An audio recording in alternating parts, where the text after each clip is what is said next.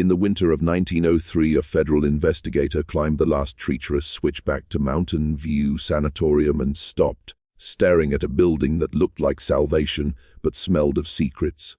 What he found inside would not only haunt him, it would quiet entire families for generations. Behind a false stone wall in the mountain basement, workers pried open a narrow space and revealed 84 human skeletons, each tagged with a name, an arrival date, and a final entry that read, astonishingly, ascended to heaven through divine healing. That number, 84, was not random. It was a ledger of holy lies. This is the story of how a place that promised cure became a cathedral of death, how compassion was braided with calculation until mercy and murder were indistinguishable.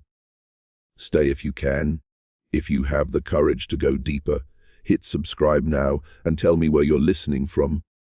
Leave your state in the comments and let the record show you were warned. Type, "The veil is broken," twice in the comments to seal this truth within you. Do it as a ritual, a small oath that binds you to what you will learn. You will feel different by the time we finish. That change begins here. The sanatorium's founders, William Crawford, his sister Mary, and their preacher cousin James, were not craven but cunning, credentialed and charismatic.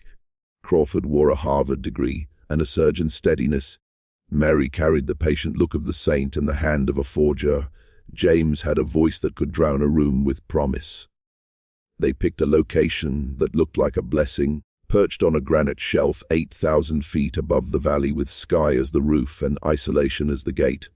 The nearest town was a day away by wagon. The road closed itself for months each winter. Postal routes bypassed the mountain. Telegraph lines ran only at the sanatorium's mercy. Law and family were thin in those heights. It was, in every way, the perfect place to convince desperate people that the world had ended and heaven begun. That was the first lie, and the first of many. Tonight we begin pulling that veil back, slowly, surgically, so you can see how devotion was weaponized, how certification and scripture became the tools of theft and death. Listen closely, this is where the mountain keeps its darkest bargain. The Crawfords began with a story so attractive it smelled like salvation. They advertised a new synthesis of science and scripture, faith-based therapeutics, mountain air, and moral inventory. William published papers with just enough technical language to impress doctors and just enough mysticism to comfort the fearful. Mary wrote letters dyed with bedside tenderness. James offered sermons that felt like confession and absolution rolled into one. They recruited a small staff of broken professionals, doctors whose reputations had frayed, nurses who had seen too much, and staff who knew how to keep mouths closed when a check cleared. They built rooms with views and tunnels with secrets. Behind the facade of compassionate therapy, they carved sanctification chambers into the granite, low, lit rooms where light bent into prayer and pharmacology. The daily routine looked benign: dawn prayers, therapeutic sermons, group meditations, a taste of mountain herb tea blessed by Sister Mary. In public it read like a revival rolled into an advanced clinic. In private it read like a manual for surrender. New admissions signed waivers that were thinly disguised powers of attorney. Relatives were urged to respect privacy and to allow the healing process to proceed unhindered. Once isolated, a patient's world shrank to the bell in the chapel and the voice of Reverend James. Dependence replaced agency. The Crawfords taught surrender as virtue and capitalization as testament. Donations were framed as spiritual offerings. Families, worn down by hope and exhaustion, couldn't imagine refusing what looked like salvation. The first patient, a widow named Margaret Thornton, arrived with letters from physicians and a small estate she believed she would use for gratitude. She was ushered into an orientation chamber where the staff smiled with the competence of priests. She wrote in a journal that the air had never felt so alive. She felt hope and trust. Their methods were not crude. They were ritualized, measured doses of morphine masked as divine analgesia, staged visions encouraged by meditative suggestion, legal documents doctored by Sister Mary to look voluntary. Every death had paperwork that read like choice. Every corpse was catalogued as ascended, and every estate folded into the sanatorium's accounts. By the second year their ledger filled.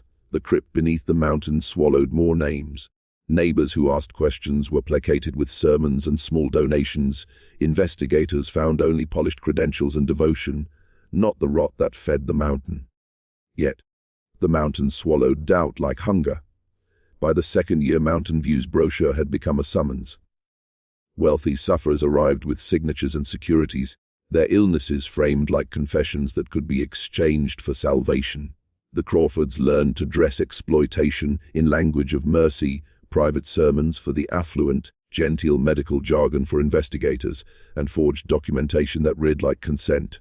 Theodore Bancroft, a railroad magnate, came with money, fear, and a hunger to live long enough to see his grandson grow. William softened him with charts of pseudo-research. Mary guided late-night confessions that turned business into sin. James promised prophetic missions requiring extended residence.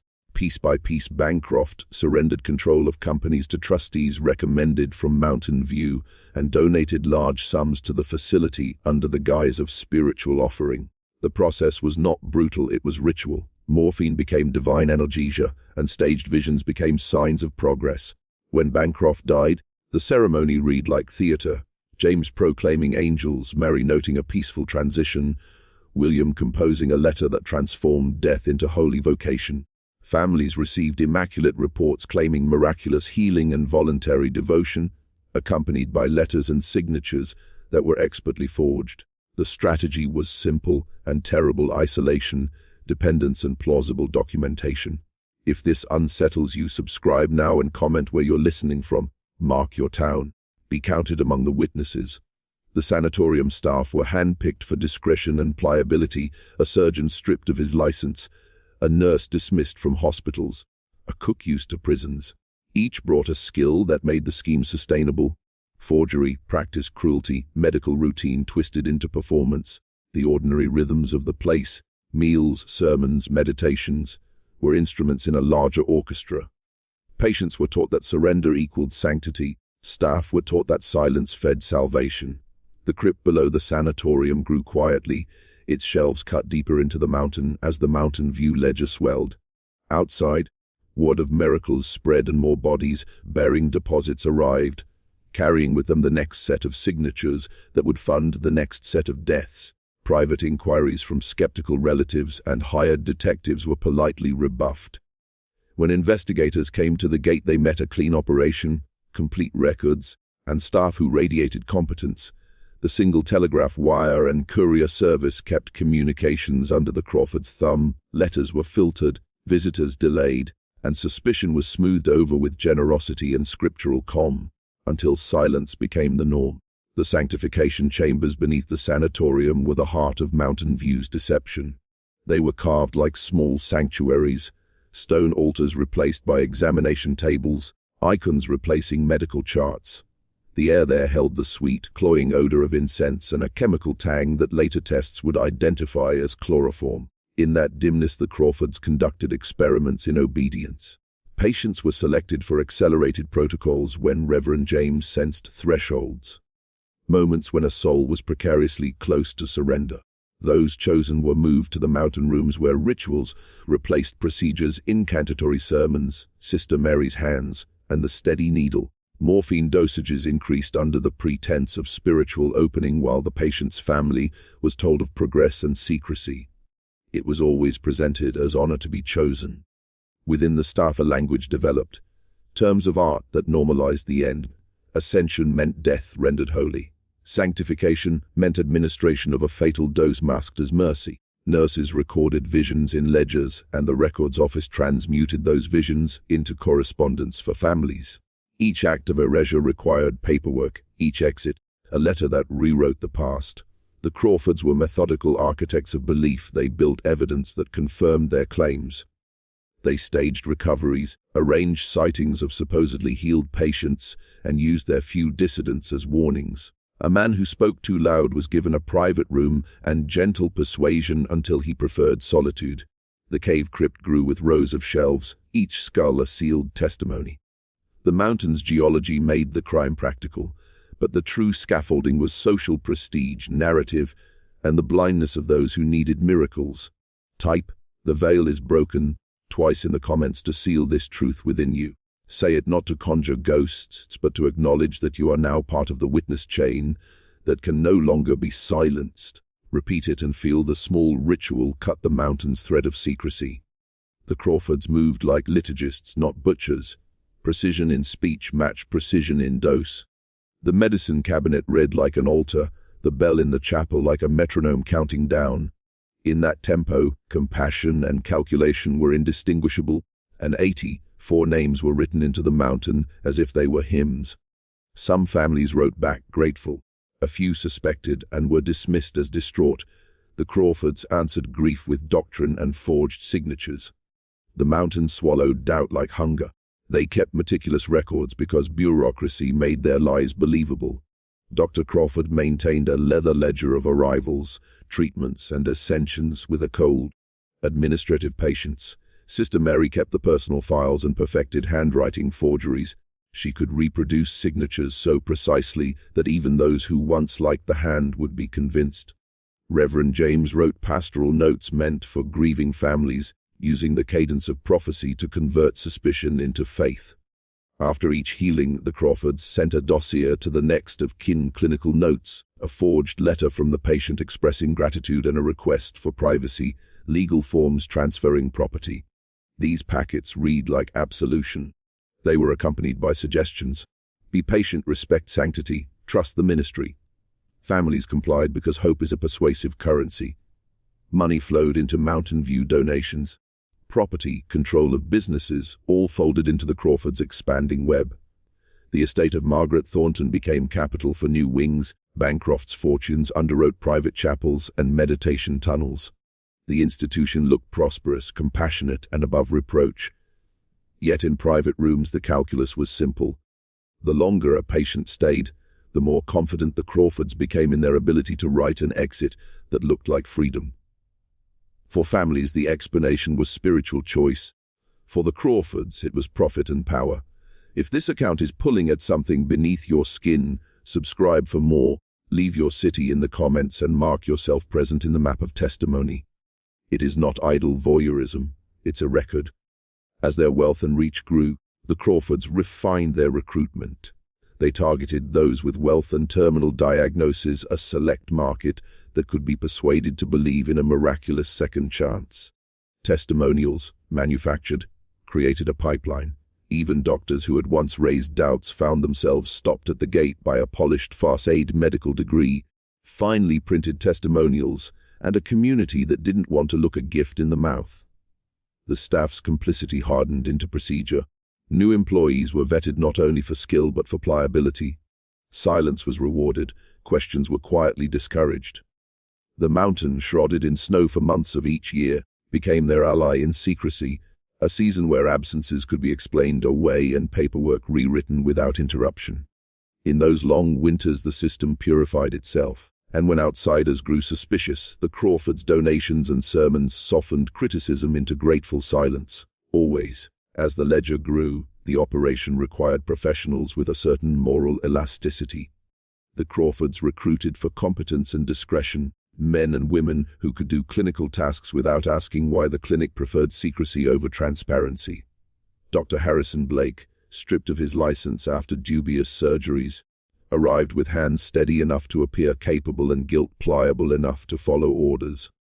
Nurse Elizabeth Hartwell, whose resume included sudden patient declines at previous posts, became Sister Mary's right hand in administering doses and writing comforting last phrases. Even the cook, Mrs. Sarah Bennett, was chosen because prison kitchens had taught her the value of silence. Their complicity was bought with money and ideology, the belief that they were part of a higher enterprise. They were also bound by fear. Those who questioned received quiet persuasion, a private room, a friendly guard, a dismissal from duty that felt like exile. The ritual of killing became routine in the sanctification chambers. Patients were softened with isolation, prayer, and small narcotics, then introduced to advanced therapy that increased sedatives under the pretense of spiritual opening. Titrations were recorded in the clinical notes with the same calm voice used to write invoices. Morphine served as both lullaby and slow knife. Chloroform lingered like a perfume of comfort. Staff learned how to stage a peaceful passing, coordinated scripture readings, a drop in temperature, a final breath celebrated as ascension. The body was then carried through tunnels to the crypt where names were etched and plates affixed. On the surface, families received letters claiming miraculous healing and voluntary devotion. The pattern became mechanized: recruit, isolate, weaken, pronounce salvation, bury, capitalize. But alongside the mechanics was performance. Reverend James cultivated theatricality to convince witnesses that something supernatural had occurred. His trances were rehearsed, his voice timbred to carry across a chapel as if God had spoken. When outsiders asked for proof, James offered testament. When they pressed further, he offered scripture. The combination of social proof and sanctified language made the extraordinary plausible. The mountain's fog acted as curtain and alibi. Inside that fog, the Crawfords practiced a kind of slow murder that wore the face of mercy, and 84 names began to gather like unread confessions. They rationalized. They told themselves they eased suffering. Legal papers moved almost as easily as prayers. Deeds and wills shifted to the sanatorium's control, legitimizing absence and underwriting expansion. Quietly, silence needs enablers. The Crawfords procured them a sheriff who preferred comfort to scrutiny, careers loyal to wages, and a town that had learned to profit from the miracle story. Frank Jameson, Elkhorn County Sheriff, accepted stipends and social favor in exchange for a blind eye. Postal routes were funneled through the sanatorium's clerks. Telegraph messages were supervised by staff. Visitors with hard questions were delayed by weather or administrative formality until their interest cooled. Rumors did the work the law would not. Locals whispered about the chapel's late night vigils and a sweet chemical scent that rode the mountain wind. But those whispers of suspicion were softened by gratitude and by payments that helped keep markets afloat. An insurance agent from Boston finally demanded proof of life for a policyholder and received an immaculate packet: personal letters, clinical notes, and a signature that seemed indisputably genuine. He hired a private detective who followed couriers, watched the sanatorium's daily rhythm, and discovered the tunnel mouths and the carved stone rooms. Still, the investigator was met with the same barriers every outsider faced. Competent staff, polished credentials, a community unwilling to look a gift too closely. If you feel this story pulling at you, subscribe and tell me where you are listening from. Drop your town below. Becoming a witness matters. Your presence fractures the silence the mountain preferred. A handful of reporters and local lawyers tried to stitch together anomalies. Missing visitors, forged letters, unexplained estate transfers, but they faced jurisdictional thickets and the logistical friction of a remote region. Federal attention eventually arrived because patterns scaled beyond county lines. Those federal investigators would discover a hand-carved crypt, metal nameplates, and a bureaucratic archive that turned murder into ministry. Evidence so precise it argued in cold type. The mountain had waited, patient and terrible, to be unmasked. In the winter of 1903, federal investigators finally climbed Mountain View's last switchback. They came with warrants, skepticism, and an appetite for paperwork, not the specter of ritual. What they found in the granite beneath the sanatorium was a ledger of the dead arranged like a thesis. Behind a false wall in a carved cave, they opened a narrow room and found 84 skeletons laid out on stone shelves. Each frame bore a metal plate studded into rock, a name, date of arrival, and a final entry that claimed the person had ascended through divine healing. The plates looked official: patient number, date, and sometimes a scribbled note about the treatment protocol. Some plates bore the same forged initials that appeared on the letters families had received. The investigators found books of admissions and transition records, clinical notes, surgical style orders, and the scripts used for final prayers. The air in the cave had long ago been cleared of odors, but the evidence remained: surgical instruments laid like sacramental tools, ledger entries with morphine tallies, receipts for goods bought with donated estates. The scene was bureaucratic rather than theatrical murder, documented with the lawyer's precision of receipts and signatures. The count, 84, was the most damning part. It proved pattern, not accident. The investigators catalogued names and matched them to disappeared persons across states. They traced transfers of property and found a system of legal forgery that rewrote lives. Type: the veil is broken. Twice in the comments to seal this truth within you. Say it to refuse the comfort of ignorance.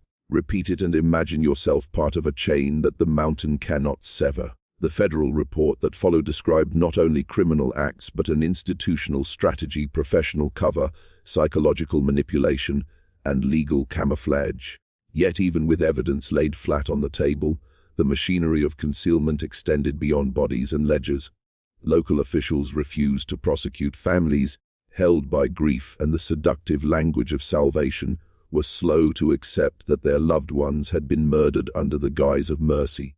The federal files were placed under seal for decades, and the town of Elkhorn kept a pact of silence. The mountain, having surrendered its bones, retreated into winter and rumor once more. But the plates in that cave remained as cold proof that healing had been weaponized. The sanatorium's name would later become a whispered cautionary tale. The federal agents left Mountain View with notebooks and bone fragments and returned to Washington with a question that would not fit easily into a trial: how had educated, credentialed people persuaded so many to cede life and property? The documents screamed design, detailed logs, forged correspondences, and financial transfers that showed a systematic pattern. But the legal response was cautious. Investigation files were placed under seal for a tangled mix of litigation concerns, the danger of inciting public panic, and a cultural reluctance to indict institutions framed as religious or charitable. Some members of the Crawford family were detained and questioned. William leaned on his medical record and argued that his actions were merciful. Mary insisted her paperwork reflected voluntary intent, and Reverend James framed his role as spiritual guidance. Prosecutors struggled to translate religious language into criminal motive. Juries sometimes sympathized with pastoral explanations, and local economies had come to depend on Mountain View's reputation. The sealing of the files operated as a kind of communal amnesia. The sanatorium closed and its main building sat shuttered, but the carved cave with 84 metal plates remained under official discretion. Staff dispersed into other institutions or vanished. Obedience had been rewarded with compensation, dissent with exile. Families fractured. Some accepted the letters and maintained the comforting narrative that their kin had entered a holy life. Others pushed for accountability and were met with polite obfuscation. Over time, the scandal attenuated into legend and local rumor. But forgetting is not innocent. When records are sealed and methods are masked, the techniques of extraction survive like a manual in the dark. The Crawfords had combined authority, isolation, and legal camouflage into a machine. Wealth bound people to silence, law deferred to sentiment, and the mountain kept its ledger. That secrecy permitted the mechanisms of abuse to persist elsewhere, because institutional silence trains plausible deniability into habit. Keep this in mind when you hear of remote retreats promising miracle cures. Distance and deference are the first tools to harvest hope, and Ledger of Mountain View is an instruction manual in miniature. By the time investigators gathered enough to question Emily directly, the mask she had worn so carefully began to slip. They approached her not as a hardened criminal, but as a fragile teenage girl, someone who had just lost her family. But that softness was a mistake. Emily wasn't broken, she was calculating. When asked about the strange pattern of illnesses in the household, she didn't panic. She didn't stumble over her words. Instead, she tilted her head, almost amused, and said, "I guess we just had bad luck." A chilling choice of words spoken with the kind of hollow detachment you only hear from someone who has rehearsed. Detectives pressed further. Why was the sugar jar used only by her family, showing traces of chemicals that had no business being in a kitchen? Why had Emily's school friends noticed she was suddenly flush with small gifts, trinkets, even rides in a car owned by a much older man? Emily answered in fragments, just enough to sound believable, but her eyes betrayed her. Investigators later described it as the look of someone who already knew she had won. She wasn't scrambling to prove her innocence. She was enjoying the performance, savoring their discomfort as they struggled to bridge the gap between her youthful appearance and the monstrous possibility that she had orchestrated her family's suffering. Behind closed doors, however, her story began to crack. Friends admitted she had confided in them, boasting that she had finally found a way to keep her parents from interfering in her relationship. And when police finally confronted her with evidence of purchases, rat poison bought under a false name, Emily's composure faltered. For a moment, she wasn't the calm teenager. She was cornered prey, caught in the snare of her own arrogance. But here's what makes this case different. Emily didn't collapse into tears. She didn't beg for forgiveness. She didn't even deny the charges outright. She leaned back in her chair, stared directly at the lead detective, and whispered, "You wouldn't understand. You've never been in love." That was the moment the room went cold, because Emily wasn't confessing to a crime. She was justifying it, redefining murder as devotion. To her, poisoning her family wasn't madness, it was loyalty. It was the proof of her love, carved into the lives she destroyed. And that twisted logic was only the beginning. The deeper investigators dug, the more Emily's timeline revealed itself like a carefully constructed puzzle, except every piece was drenched in venom. It hadn't been a single impulsive act. It was staged, tested, perfected. The first incident traced back to something small, her younger brother collapsing at school with violent stomach cramps. Doctors called it a stomach flu. No one thought to question Emily, who had packed his lunch that day. That was her trial run. The dose was small, the results imperfect, but it was enough for her to learn just how invisible her weapon could be. Weeks later, her mother fell violently ill. This time the pattern was harder to ignore. Persistent nausea, burning pain in the throat, weakness in the limbs, symptoms so eerily specific that toxicologists would later identify them as the textbook markers of poisoning. Yet doctors, blind to the possibility of a teenage girl committing such a crime, misdiagnosed her again and again. Each mistake only emboldened Emily. The records showed she escalated in increments. Each meal she prepared carried just a little more of the hidden powder. Each drink she sweetened was another step closer to disaster. The cruelty was not in the act itself, but in her patience. She watched them deteriorate slowly, watched their weight drop, their hair thin, their spirits dim, and she never wavered. Meanwhile, her relationship with the older man grew more intense. Phone calls that lasted deep into the night, secret meetings in parking lots, and most disturbing of all, letters recovered from her bedroom where she described her plan in almost romantic language. In one she wrote, "Every day they grow weaker, and every day we grow stronger. Soon, nothing will stand in our way." See, those words shattered whatever illusion remained of her innocence. Emily wasn't just a misguided teen. She was documenting her crime as if it were a love story, binding every act of cruelty to a larger vision of escape and devotion.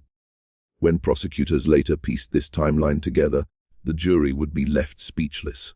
Because it was clear that Emily hadn't simply poisoned her family out of panic or rebellion. She had crafted a campaign, one designed with precision, carried out with chilling calm, and fueled by the belief that love excused everything. And still, she never saw herself as the villain. In her mind, she was the heroine of a tragic romance, willing to sacrifice anything and anyone for the boy she believed was her future. But the courtroom was about to remind her that society doesn't call that love. It calls it murder. The trial became a stage, and Emily, true to form, stepped onto it like a performer who already knew her lines. From the moment she entered the courtroom, dressed in a modest blouse with her hair tied back, she played her part. To the untrained eye, she looked like any other frightened teenager. But to those watching closely, there was something unsettling in the way she scanned the room, calculating, measuring, as though the jurors were not judging her, but she was judging them. The prosecution wasted no time unraveling her carefully constructed facade. They laid out the medical records, the receipts, the toxicology reports. Piece by piece, they stitched together a story that could no longer be ignored. A teenage girl had poisoned her family not once, not twice, but over and over again, while writing love letters to a man who cheered her on from the shadows. Witnesses were called. Friends who had once dismissed Emily's dark jokes now confessed that she had bragged about getting rid of the problem. Teachers recalled how her demeanor shifted in the weeks before the deaths, her essays growing more morbid, her smiles more hollow, and when the letters were read aloud in court, the atmosphere turned suffocating. Jurors shifted uncomfortably in their seats as Emily's own words echoed, "Every dose brings me closer to freedom. I would rather watch them suffer than lose you."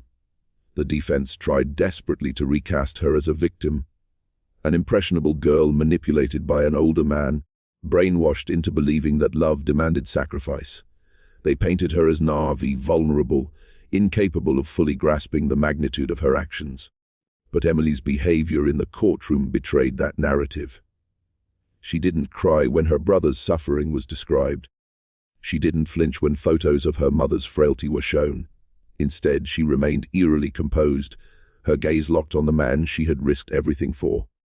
And the man? He never once returned her stare. The media devoured every detail. Headlines screamed of the poisonous teen, the deadly Juliet, the girl who killed for love. Cameras flashed outside the courthouse, anchors spoke with hushed urgency, and across the nation, people asked the same haunting question: how could a child commit something so monstrous and still call it love? The answer, as the jury was about to deliver, would not absolve Emily, but it would cement her story as one of the most chilling cases of twisted devotion the 1980s had ever seen.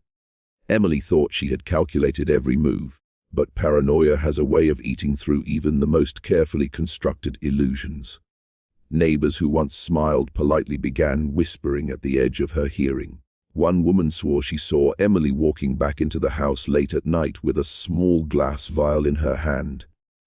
Another recorded that, on the very mornings her parents were at their weakest, Emily seemed strangely invigorated, almost glowing, as if nourished by their suffering. The police had already filed the case away as a family tragedy, a bad stroke of luck, a run of illness. But there was one man who wasn't convinced: Detective Harris, a quiet, methodical officer with a reputation for noticing what others missed, kept circling back to the Copeland home. Something gnawed at him: the timing of the family's symptoms, the absence of any real medical diagnosis, and the strangely detached demeanor of Emily whenever she was questioned. One afternoon, Harris arrived unannounced. He found Emily alone, sitting at the kitchen table, idly tracing her finger along a stained teacup. When he asked how her parents were, she answered too quickly, too brightly, as though she had rehearsed the response. Harris leaned forward and, in a low voice, asked her if she had anything she wanted to confess. For the first time, Emily's composure cracked. Her hand trembled against the porcelain. But Emily wasn't naive. She recovered swiftly, tilting her head with an almost childlike innocence, telling Harris that the stress of caring for sick parents was overwhelming, but that she was doing her best. Harris left without pressing further. Yet as he walked out, he noted the faint, metallic scent of something chemical lingering in the air. That smell would haunt him for days. He knew it wasn't imagination, and he began to suspect that Emily was not the victimized daughter everyone pitied, but the very source of the suffering. Still, without evidence, suspicion meant nothing. He needed proof, and proof would require patience. Meanwhile, Emily was already plotting her next move. Her family was crumbling, Harris was circling, and her secret romance was teetering on exposure. She told herself there was only one way to preserve everything she had worked for: escalation. The poison wasn't just a tool anymore. It was her voice, her weapon, her control. And once you've begun down that path, it's nearly impossible to stop. Emily was about to cross a line that would make suspicion irrelevant. Because soon, death would speak louder than whispers. While suspicion quietly gathered around Emily, her secret life was unraveling in a different direction. Michael, the boy who had unwittingly sparked this descent, was growing restless. What had once seemed thrilling, stolen moments in the shadows, now felt like a dangerous entanglement. He wanted clarity. He wanted Emily free of her family's watchful eyes. One night, under the cover of darkness, Michael pressed her. "If you really love me, Emily, why are you still trapped in that house? Why do you let them hold you back?" His words weren't meant as commands, but Emily heard them as destiny. To her, they weren't doubts, they were proof. Proof that he needed her to sever the ties once and for all. The irony, of course, was that Michael meant something far more ordinary. He imagined her leaving home, finding a job, carving out independence like any normal teenager desperate for escape. But Emily's mind was no longer tethered to normal. His plea became a command written in blood. She told herself, "He cannot love me fully until they are gone." The next morning, Emily prepared breakfast with an eerie calm. The teacups clinked softly as she measured out a heavier dose than ever before. She told herself this was mercy, this was freedom. This was the only way to prove she belonged to Michael entirely. But fate has a cruel way of intervening at the last second. Her younger brother, who rarely touched tea, grabbed the wrong cup. Emily froze, her heart thundering as he raised it to his lips. At that moment, she wasn't the calculating poisoner. She was just a girl watching her plans spiral into chaos. She lunged forward, knocking the cup from his hands, scalding hot liquid splattering across the floor. Her mother gasped, demanding to know what had gotten into her. Emily, trembling, muttered something about clumsiness, her mask slipping for the briefest second. Her brother frowned, suspicious, but said nothing. Yet Harris, watching from a distance across the street, because by now he had taken to parking nearby, studying the rhythms of the Copeland household, saw the entire outburst unfold through the window. He didn't know what exactly he had witnessed. But he knew this: Emily wasn't clumsy. She was hiding something, and the walls around her carefully guarded secret were beginning to crack.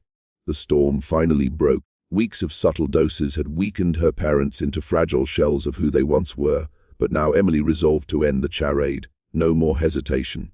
No more half measures. That night, she slipped into the kitchen, her hands steady as she uncorked the small glass vial.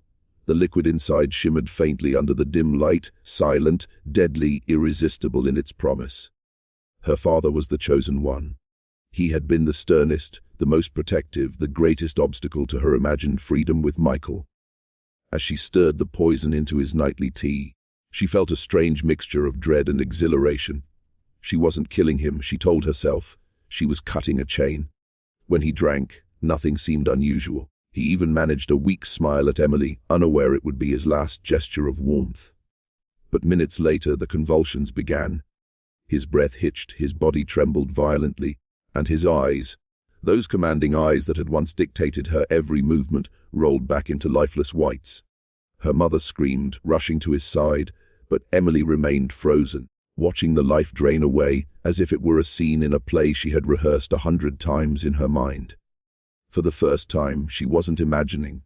It was real, and the silence that followed his final breath filled the room like a church bell tolling doom. Neighbors rushed in at the sound of the cries. Doctors were called. But to everyone else, it was tragedy, not crime. They saw a man who had been sick for weeks finally succumbing. They whispered about his declining health, his age, his stress. No one questioned the daughter, standing motionless in the corner with tears that may or may not have been real. But Detective Harris did. Word of the death reached him within the hour. He knew it was coming, he could feel it. The pattern was too precise, the sickness too unnatural. And Emily's strange detachment, her eerie calm at the heart of the chaos, only deepened his certainty. One obstacle was gone. Emily thought herself closer to Michael than ever. But in truth, with her father's death, she had taken her first irreversible step into a darkness that no love could redeem. And Harris, he was closer than she realized, watching, waiting, ready to drag her secret into the light. The funeral came quickly, a quiet service muted by whispers. Neighbors murmured about what a good man Mr. Copeland had been, how sudden the end was, though illness had stalked him for weeks. Emily wore black like the perfect grieving daughter, her eyes downcast, her hands folded neatly in her lap. But inside, she wasn't mourning, she was reveling.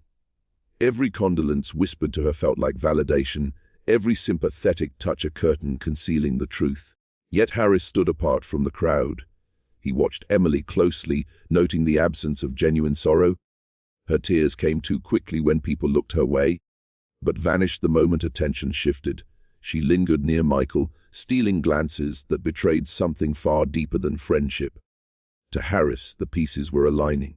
She had motive, she had opportunity, and he suspected she had already crossed the line. Still, Harris lacked proof. He needed more than instincts. So he dug. He visited pharmacies, checked hospital reports, interviewed neighbors. He discovered that Emily had been seen purchasing small bottles of cleaning agents, the kind that, in the wrong hands, could become lethal. A clerk even remembered her smile, too broad, too rehearsed, when she insisted on paying in cash. Meanwhile, Emily felt untouchable.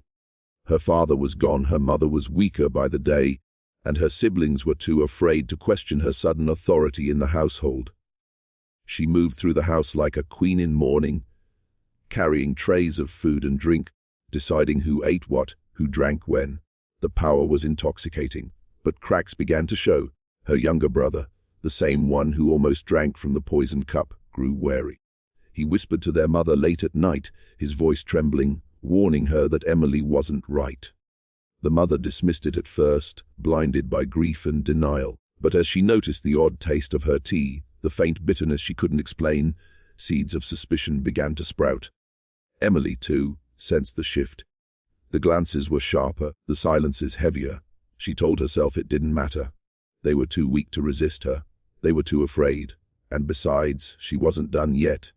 Harris was circling closer. Her family was stirring with unease. And Emily, drunk on her own power, was preparing her deadliest move yet. The house had become a stage, and she the director of a play whose final act promised only one outcome: silence. Emily's mother had always been gentle, slow to anger, the kind of woman who believed the best even in moments of despair. But grief sharpens the senses. After her husband's sudden death, she began to notice the small details that once seemed meaningless. The bitter aftertaste in her tea, the faint chemical tang in the kitchen air, the way Emily hovered with her tray, watching intently as cups were lifted to lips. Late one night, as rain pounded the roof, Mrs. Copeland crept into the kitchen. She lit a single candle and found Emily's teacups arranged neatly on the counter. One cup still had residue clinging to the bottom, faint but unmistakable. She dipped a finger, tasted the edge, and recoiled. It was acrid, foreign, wrong. Fear gripped her chest. She wasn't just imagining it. Something was being slipped into their food. When she confronted Emily the next morning, she tried to keep her voice calm. "Emily, dear, this tea. It tastes strange lately. Have you changed the leaves?" Emily's eyes flicked up, her smile too quick, too sharp. "Of course not, Mother. You're just tired. Everything tastes different when you're grieving." But Mrs. Copeland knew better.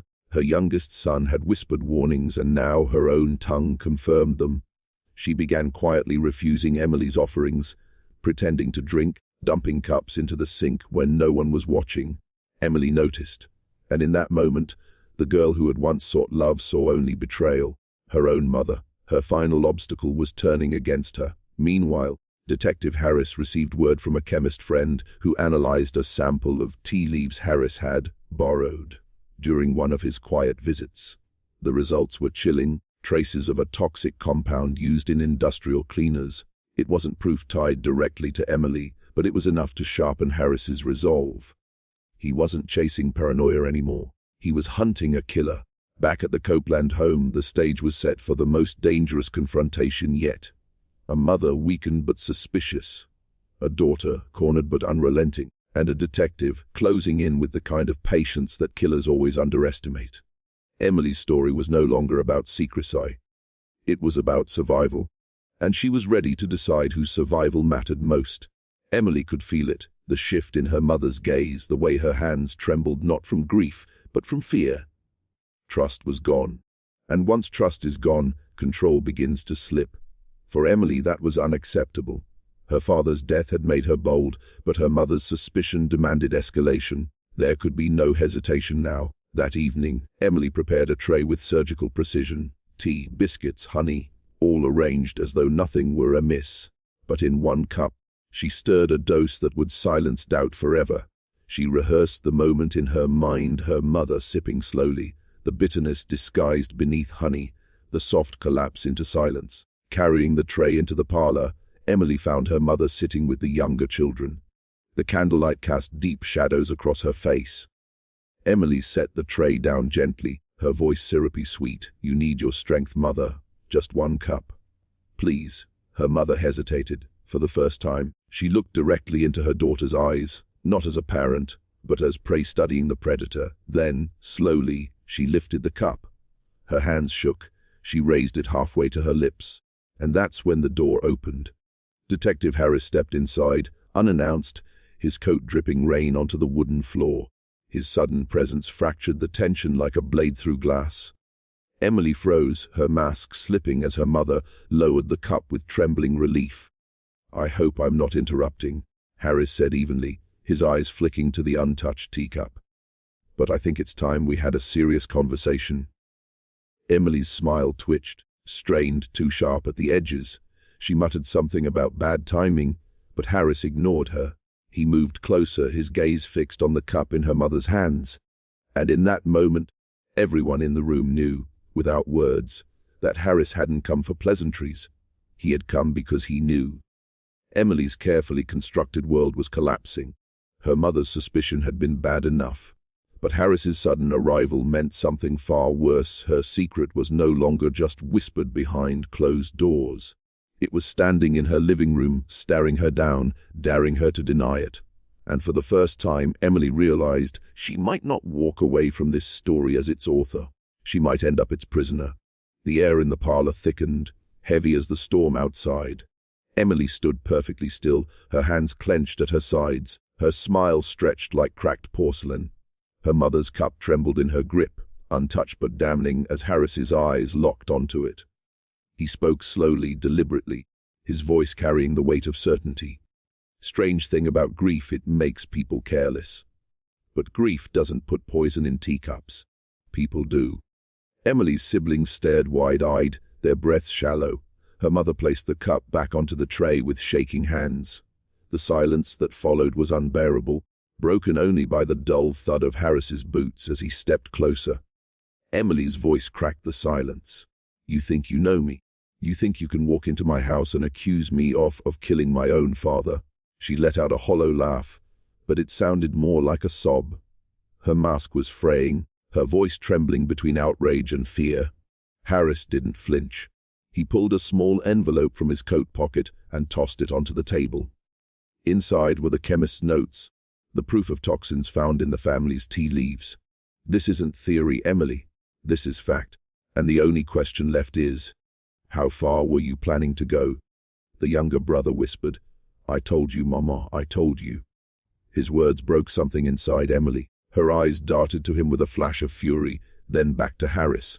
For a brief, terrifying moment, it seemed she might grab the teacup herself, down the poison, and end the story on her own terms. Instead, she smiled a cold, chilling smile that no longer belonged to a frightened girl in love. It belonged to someone who had chosen darkness long ago. "You don't understand," she whispered. "It wasn't murder. It was love. Everything I did was for him." The room froze at her confession. Michael's name hovered unspoken, but they all knew who him meant. Harris exhaled slowly, as if he had been waiting for those words. He reached for his cuffs, his voice calm, final. "Then love is what will put you behind bars, Emily." But Emily wasn't done. Not yet, because love to her was worth fighting for, even in chains. And in the seconds that followed, she would decide whether to surrender or to burn the house down with her truth. The storm outside seemed to mirror the chaos inside. Rain lashed the windows, thunder shook the beams, and in the center of the parlor stood Emily, cornered, exposed, yet still dangerous. Her confession hung in the air like a curse. Harris stepped forward, cuffs ready, but Emily's hand shot toward the tray. In one swift motion, she snatched the poisoned cup and held it close to her chest, her knuckles white. Her eyes darted wildly between her mother, her siblings, and the detective. "If you take me," she hissed, "you take everything. You'll never understand what love demands." Her mother cried out, pleading, "Emily, stop this madness! Please, my child!" But Emily's gaze was unyielding, filled with a fire that no plea could extinguish.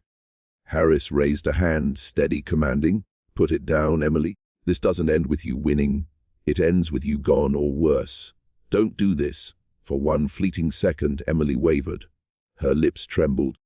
Her eyes shimmered with the ghost of the girl she used to be, the girl who only wanted to be loved, who dreamed of freedom. But then, just as quickly, the mask returned. Her voice dropped to a whisper. "I already chose." And before anyone could stop her, Emily lifted the cup and drained it. The room erupted. Her mother screamed, Harris lunged forward, the siblings burst into tears. But it was too late. Emily staggered, the cup shattering on the floor. She collapsed in Harris's arms, her final breath escaping as a twisted smile. "Tell him I loved him." Those were her last words. When the storm finally passed, the Copeland house was silent except for the sound of rain. The newspapers would call her the poisoned heart, the girl who killed her family for love. Harris would replay the scene for years, wondering if he could have stopped her a second sooner. And Michael, the boy at the center of it all, would carry the weight of a love he never asked for, branded forever by the sins of a girl who mistook obsession for devotion. Emily's story ended that night, but her legacy, whispered in fearful tones, became a cautionary tale that love, when twisted, can become the most poisonous force of all.